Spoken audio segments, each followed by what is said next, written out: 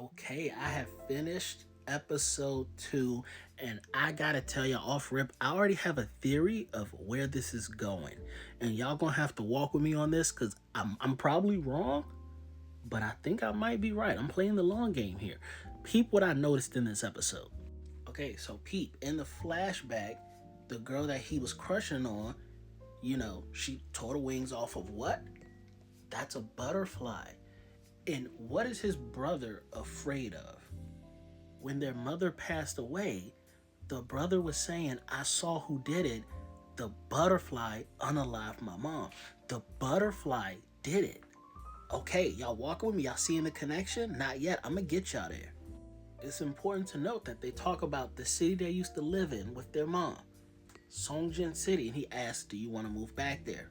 Older brother agrees. Cool. Now, when Miss Cole gets sent the background details on Homeboy, she notices that he lived in Songjin City.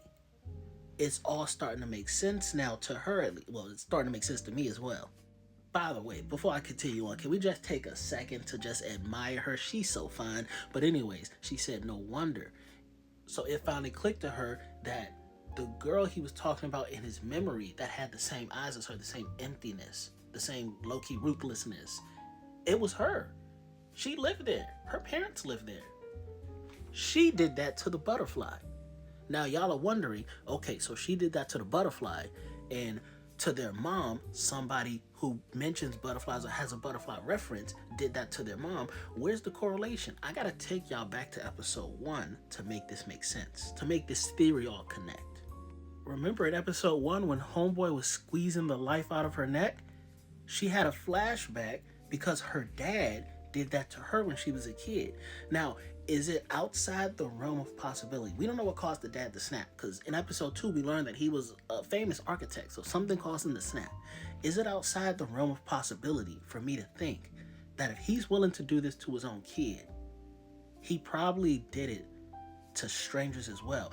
I think he might have some type of butterfly tattoo. Maybe he was wearing a butterfly jacket. Maybe his bag had butterflies on it. Something about him involves butterflies. And when he was walking one night, he saw the brother's mom, and he did the unthinkable. He took their mom out the game permanently. Then he came home and tried to take his daughter out the game. So I'm thinking it's all going to correlate.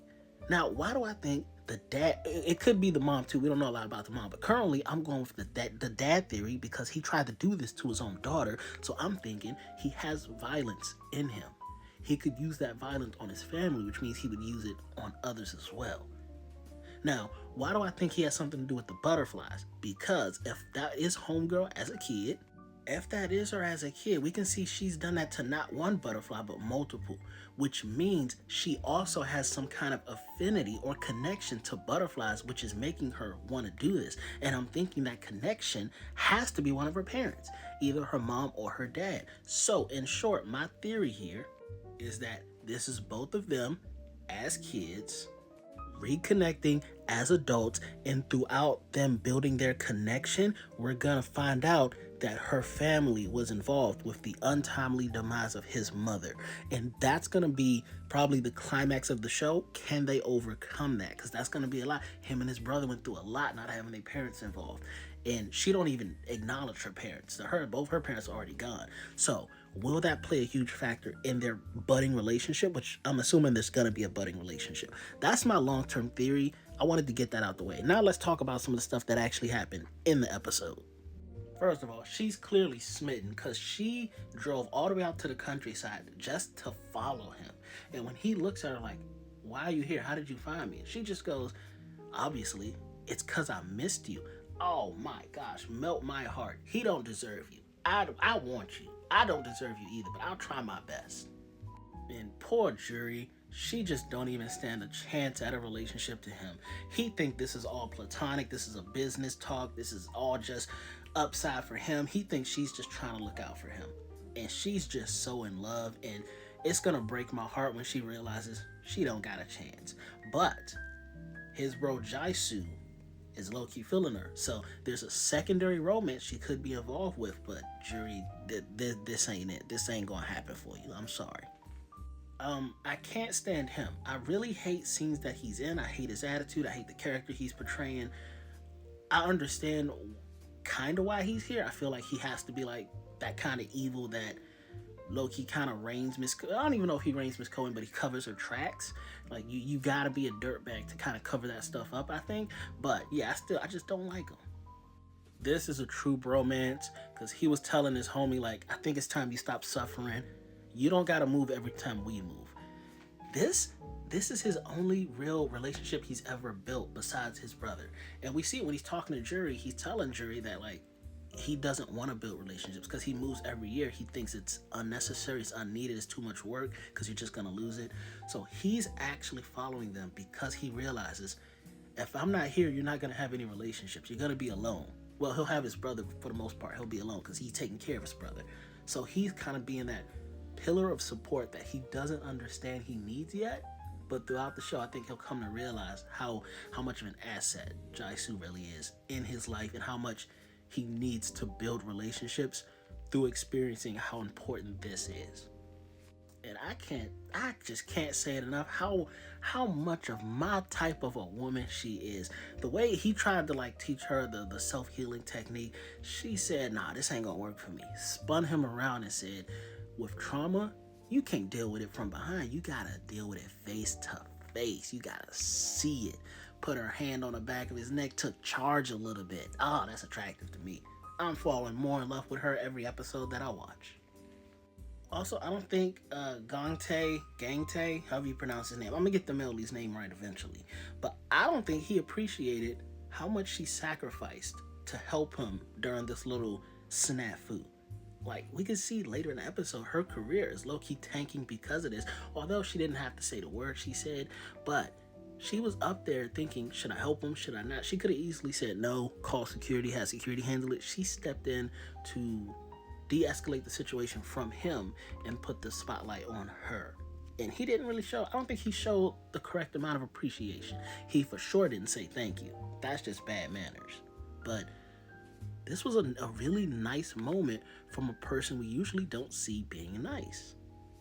And I have to say, this was a really nice moment. I loved seeing the world through his brother Song Tai's eyes. I loved this scene. We got to see what was happening as he was walking through the crowd. You know, colors were changing. He had birds chirping. The balloons were ballooning.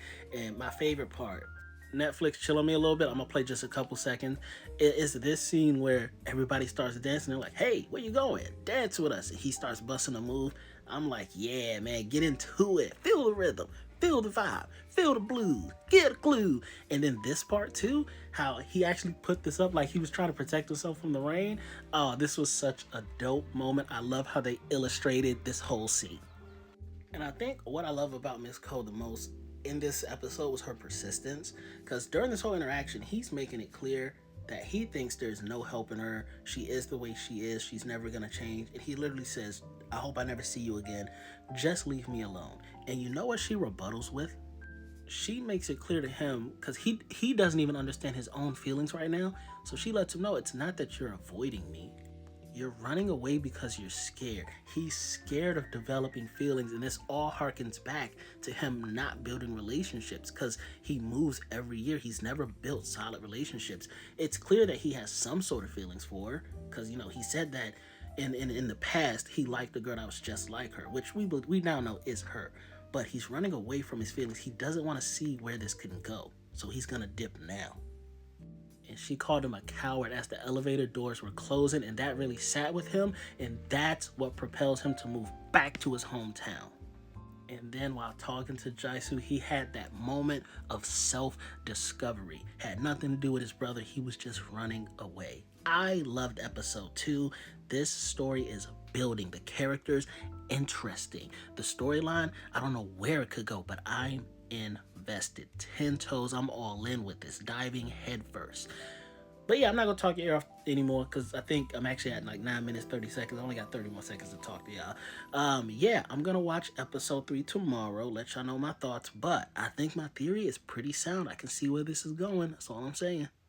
I mean, she called him a coward and recognized he was running away, but drove all the way to the countryside. Because if he's gonna run away, She's gonna pursue. This relationship is gonna happen. Don't let me know. Y'all already told me it's fire, but I'm so in love with this show. Episode 3 review tomorrow.